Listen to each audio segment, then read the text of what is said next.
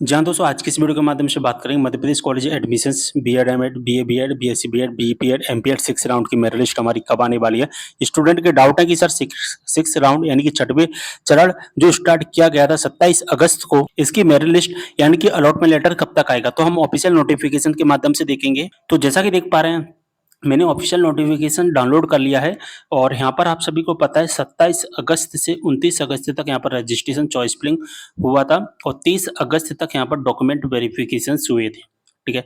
अब यहाँ पर मेरिट लिस्ट की यहाँ पर 2 तारीख बताई गई है। एक तो 1 सितंबर बताया गया है और एक 2 सितंबर बताया गया है। तो यहाँ पर मेरिट लिस्ट कब आएगी, तो यहाँ पर मैं क्लियर कर देना चाहता हूँ।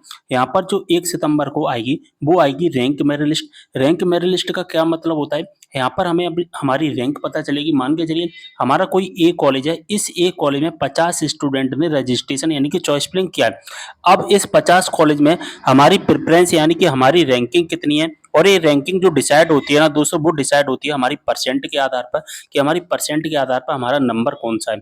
मान के चलिए 50 स्टूडेंट में सबसे हाईएस्ट यानी कि 1 नंबर पर जो स्टूडेंट है उसकी 75% है। फिर उसके बाद 2 नंबर पर होगा उसकी 74%, 10 नंबर पर होगा उसकी 70%, और यहाँ पर अगर हम बात करें जो कि 60% होगा वो 50 नंबर पर। तो इस परसेंट के आधार पर आपकी पोजीशन क्या है वो आपको पता चलेगी, यानी कि रैंक पता चलती है। इस रैंक से हमें कोई मतलब नहीं है। ठीक है, 1 तारीख से हमें कोई मतलब नहीं है। तो हमारी जो मेरिट लिस्ट आएगी वो आएगी 2 सितंबर को। दोस्तों 2 सितंबर को ही हमें पता चलेगा हमारी कट ऑफ लिस्ट, यानी कि हमारे कॉलेज का कट ऑफ कितना गया है। हमारी परसेंट के आधार पर हमें कॉलेज मिला है या हमें कॉलेज नहीं मिला है, ये हमें 2 सितंबर को ही पता चलेगा। इस बात का आपको ध्यान रखना है। ठीक है, तो कब पता चलेगा आपको, 2 सितंबर को पता चलेगा आपको कौन सा कॉलेज मिला है। और ये मेरिट लिस्ट दोपहर के 12 बजे के बाद में कभी भी आ जाएगी। 1 बजे भी आ सकती है, 2 बजे, 3 बजे, 4 बजे, 5 बजे, 6 बजे, 7 बजे।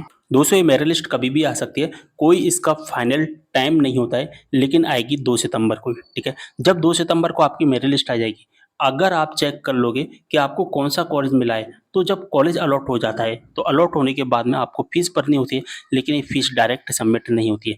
फीस आपकी तभी सबमिट होगी, फीस होगी तो सबमिट ऑनलाइन ही है। ठीक है, लेकिन डायरेक्ट सबमिट नहीं होती। डायरेक्ट सबमिट कैसे, मतलब मैं बताऊं कि जब आपको कोई कॉलेज अलॉट कर दिया जाता है तो अलॉट होने के बाद में 2 सितंबर से लेकर 4 सितंबर के बीच में, 2 तारीख, 3 तारीख और 4 तारीख, आप कभी भी अपने नज़दीक जो भी हेल्प सेंटर यानी कि जो भी गवर्नमेंट कॉलेज है, उस गवर्नमेंट कॉलेज में जाना है।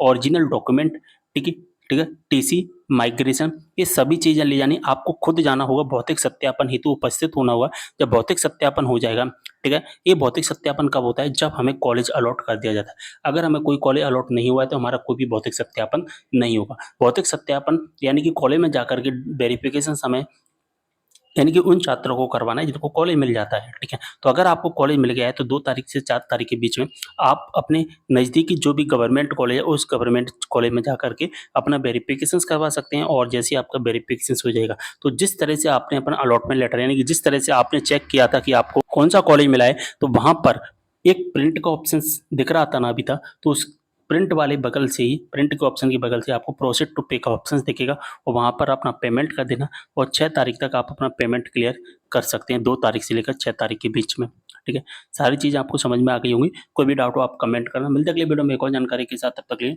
बाय।